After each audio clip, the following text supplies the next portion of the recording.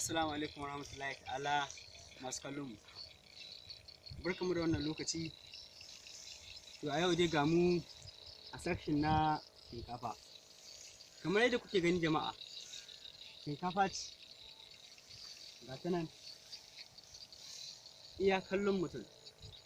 So alhamdulillahi a gaskiya jihar Kebbi sai dai mu gode ma Allah kawai, kuma mu yi hamdala ga ubangijinmu da ya bamu wannan dama ta aiki.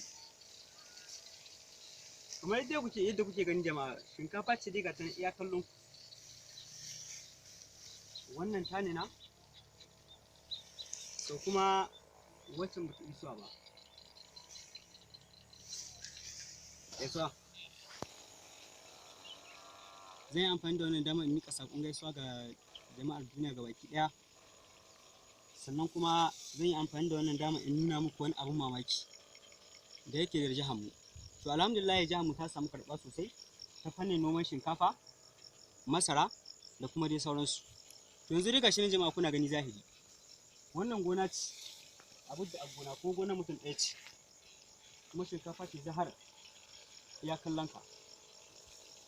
So alhamdulillah ba abin da za mu ce wa ubangiji sai dai mu gode wa Allah, kuma mu yi hamdala da abin da ya bamu wannan jihar tamu. Gaisuwa.